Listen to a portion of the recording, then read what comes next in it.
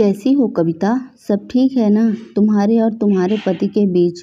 मैंने सुना है तुम अपने पति से परेशान हो और अब उनसे तलाक लेना चाहती हो। तुमने वकील से भी बात कर रखी है, ऐसा मैंने सुना है। अभी कहाँ हो, अपने मायके या ससुराल में? कविता की मौसेरी। तेरी बहन प्रिया ने एक साथ कई सवाल कविता के सामने फ़ोन पर रख दिया। आपसे यह सब किसने कहा? कविता ने पूछा। इससे क्या फ़र्क पड़ता है किसने कहा, कब कहा? तुम यह बताओ माजरा क्या है? क्या सचमुच तुम्हारा तलाक हो रहा है? प्रिया ने पूछा। नहीं दीदी, ऐसा कुछ नहीं है।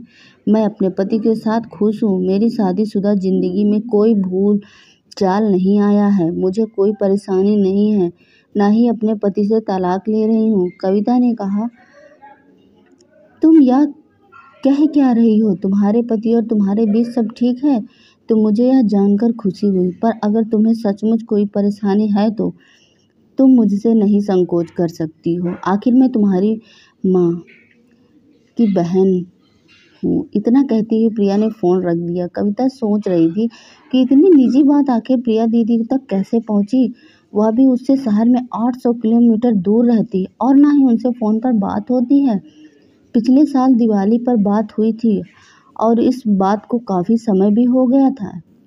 तभी कविता का फ़ोन फिर बजता। फ़ोन की स्क्रीन पर देखा तो चाचा के बेटे प्रकाश भैया का फ़ोन था। कैसी हो कविता? तुमने तो हमें एकदम पराया कर दिया। भाई तो तुम्हारा, तुम इतनी मुश्किल में हो तो तुमने बताया क्यों? ज़रूरी नहीं समझा? तुम कहो तो मैं तुम्हारी पति से बात करता हूँ, समझाता हूँ उसे। तुम अपने आप को अकेला मत समझना। हम तो तुम्हारे साथ ऐसा मत करो, थोड़े दिन के लिए यहाँ आ जाओ, तुम्हारा मन बहल जाएगा, फिर हम मिलकर आगे का सोचेंगे। बहन, तलाक लेने से पहले एक बार अपनी बेटी के भविष्य में बारे में ज़रूर सोचना। हर परिस्थिति में हम तुम्हारे साथ हैं। प्रकाश भैया एक साथ में बोले जा रहे थे। भैया मैं ठीक हूँ, मैं अपने पति के साथ ठीक हूँ और मुझे कोई परेशानी नहीं है। छोटी छोटी कहा सुनी हर पति पत्नी के बीच होती रहती है। आप परेशान ना हो।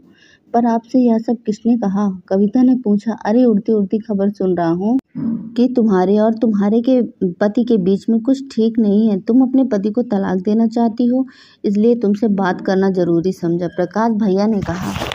भैया ऐसा नहीं है, मेरा तलाक नहीं हो रहा है। मैं खुशी वैवाहिक जीवन जी रही हूँ, आप चिंता न करें, कविता ने कहा। कविता एक सुंदर, संस्कारी, अपने परिवार से प्यार करने वाली गृहिणी थी, लेकिन उसकी एक ही कमजोरी थी कि वह बहुत भावुक महिला थी और भावुकता में बहाकर अपनी निजी बातें भी बाहरी सदस्यों से कह दिया करती थी।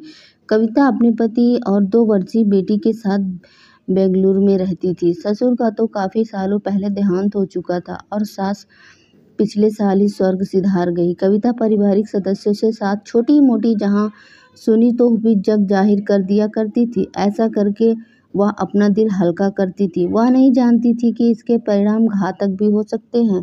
सास ने कई बार समझाया, लेकिन कविता को कई बार समस्याएं मौन रहकर भी सुलझ जाती हैं। चारों तरफ भी ढिढोरा पीटने से समस्या और बढ़ जाती है, पर कविता अपने स्वभाव से लाचार थी। कविता फ़ोन करते ही 2 महीने पुरानी घटना पर विचार करती। क्या आज फिर भिंडी की सब्जी टिफिन में रख दी? और कुछ बनाना आता भी है नहीं? अरे मेरी यह कर्मियों की पत्नियां कितना कुछ भेजती हैं टिफिन में, और एक तुम हो जो रोटी सब्जी देकर अपना काम निपटा देती हो। अर्जुन ऑफिस से आते ही कविता पर बरस पड़ा। अरे आप तो जानते हो सोने को 3 दिन से कितना बुखार है। एक पल मुझे अकेला नहीं छोड़ता, इसलिए मुझे सब्जी लाने का समय नहीं मिल पा रहा है। थोड़ी रहेगा, कविता ने फिर गुस्से से कहा। अर्जुन टिफिन लिए गुस्से में दरवाज़ा पटकते हुए ऑफिस चला गया। ऐसे ही कई घटनाएं दोनों पति पत्नी के बीच अक्सर होने लगी।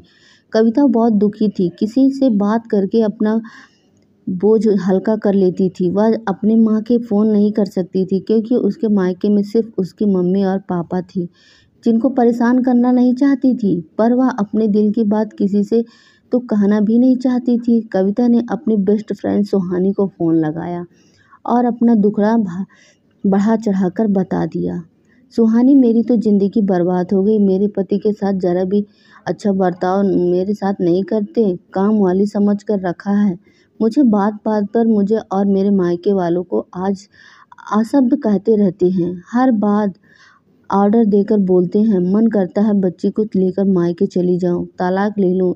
इस बंदे से कविता ने रोते हुए अपने आप बीती सुनाई, जो 4 साल की शादी में पिछले महीने से पति पत्नी के बीच ऐसे ही चिक चिक हो रही थी। यहाँ कविता ने अपना ध्यान को खो दिया और अपनी निजी बातें कह डाली। सुहानी कविता की सबसे अच्छी सहेली थी, पर दोस्ती में भी संबंध हमेशा एक जैसे नहीं रहते।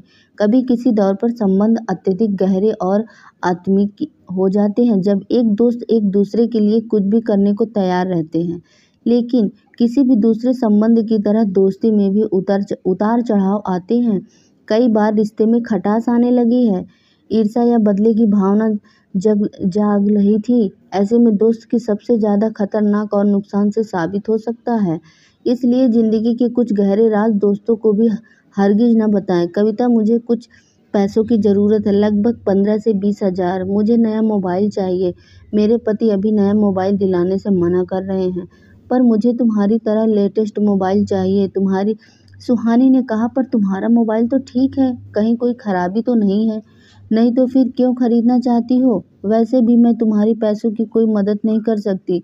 तुम तो जानती हो मेरे पति आजकल कितना रूखा व्यवहार करते हैं मेरे साथ। ऐसे में मैं हरगिज तुम्हें पैसे नहीं दे सकती और मेरे पास है भी नहीं है। कविता ने कहा, अरे मुझे पैसे दे दो, मैं नया मोबाइल खरीद लेती हूँ। पति से कहती हूँ मेरे भाई ने मुझे नया मोबाइल दिलाया है रक्षाबंधन पर उपहार स्वरूप, पर छोड़ो, तुम्हें मेरी मदद नहीं करनी। तो इतना कहकर सुहानी ने फ़ोन रख दिया। फिर सुहानी कविता की गोपनीय बातें को बढ़ा चढ़ाकर सार्वजनिक करने की लगी। एक सहेली से दूसरी सहेली, आज पड़ोस से लेकर रिश्तेदारों तक बात पहुंचा गई। जबकि पति पत्नी के बीच मतभेद का मामला तो कुछ और ही था। एक दिन अर्जुन मिठाई का बॉक्स और गर्मा गर्म समोसे कविता की फेवरेट शॉप से लेकर आता है। कविता, कविता, कहाँ हो तुम? मुझे नया प्रोजेक्ट का सिलेक्ट कर दिया गया है। मैं यहाँ नया प्रोजेक्ट काफ़ी बड़ा, कंपनी का काफ़ी फ़ायदा होगा। पूरी मेहनत के साथ अपना 100% देते हुए काम करूँगा। प्रोजेक्ट पूरा होने पर कंपनी मुझे काफ़ी एग्रीमेंट भी देगी। हम सिंगापुर, मलेशिया घूमने भी जाएंगे। अर्जुन ने कहा। पति का सकारात्मक व्यवहार देखकर कविता ने आश्चर्य की सीमा न रही। उसने डरते हुए पूछा, पर आपके महीने भर के चिड़चिड़ा व्यवहार का कारण क्या था? अरे पिछले महीने भी हमारी कंपनी को एक प्रोजेक्ट मिला था, वह उसे हैंडल करना चाहता था। मैं काफ़ी मेहनत रिसर्च कर रखी थी, पर उसे प्रोजेक्ट के लिए काबिल भी नहीं था, पर वह मेरे जूनियर संजय को दे दिया गया था। उस प्रोजेक्ट का हेड बना दिया गया और मुझे उसको सहयोग देने के लिए कह दिया गया। इससे मुझे काफ़ी बुरा लगा था और मैं अपना सारा फेडरेशन तुम पर निकाल रहा था, जबकि कंपनी के डायरेक्टर ने मुझे बड़े प्रोजेक्ट का हेड बनाने का सोच लिया था, जो आज ऑफिशियल डिसाइड हो गया था। कविता, तुम नहीं जानती आज मैं कितना खुश हूँ, पर मैं वादा करता हूँ मैं हर परिस्थिति में संयम रखूंगा, खुद पर कंट्रोल रखूंगा, तुम पर बेवजह अपना गुस्सा नहीं उतारूंगा। अर्जुन मिठाई का एक पीस कविता के मुंह पर डालते हुए कहा। कविता को अपने ऊपर ज्ञानी महसूस होने लगी। उसे अपनी सास की कही बात पर याद आने लगी। वह हमेशा चाहती थी बंद मुट्ठी लाख की खुल जाए तो खाक थी, इसकी वजह से मैं मुट्ठी बंद रखती तो अलग अलग गायक लगते कि जरूरी मुट्ठी में कोई कीमती चीज़ खुल जाने पर सारा रहस्य चला जाता है। बढ़ा चढ़ाकर अपनी निजी बातें किसी से भी नहीं करनी चाहिए। कविता और अर्जुन के बीच रिश्ता सामान्य हो जाता है। दोनों पति पत्नी का आनंद ले रहे थे, लेकिन कविता के द्वारा ने अब सबको बताना शुरू कर दिया था। तब से एक से बाद एक करके फ़ोन आने लगे। सब जान के उत्सुक थे कि कविता के जीवन में आखिर चल क्या रहा है। कविता को बात करके ही ड्राइव कर जाने पे पता चला कि वो उसके घर की बातें बाहर बात कर कितना गलत किया। उसने अपने साथ साथ पति का मान सम्मान भी ध्यान नहीं रखा। समाज में अपने लिए काम कर दिया। कल कविता ने निश्चय किया कि आगे से अपनी समस्याएं अपने तक ही रखेगी। निजी बातें गुप्त रखना ही सही है। दोस्तों, आज परिवार के अंदर की किसी भी प्रकार की क्लेश कभी दूसरों से नहीं बताना चाहिए। घर की बातों को जिक्र किसी के साथ नहीं करना चाहिए, भले ही कोई इंसान आपका कितना ही बड़ा हमदर्द या अच्छा दोस्त हो। इससे अपमान का सामना भी करना पड़ता है। लोगों को अपने जीवन साथी से जुड़े निजी बातों को गुप्त रखना चाहिए। अगर पति पत्नी अपने साथी के साथ लड़ाई या उनकी गलतियों को किसी दूसरे के साथ साझा करते हैं तो स्वयं समाज में मजाक का विषय बन जाते हैं, जिनकी वजह है भविष्य में पति पत्नी के बीच दूरियां और बढ़ सकती हैं। ऐसा चाणक्य नीति में भी कहा गया है। आपको यह कहानी कैसी लगी, हमें कमेंट के माध्यम से अवगत जरूर करें और चैनल पर पहली बार है तो सब्सक्राइब कर लीजिए और हमारे बेल आइकन दबाना मत भूलना। धन्यवाद।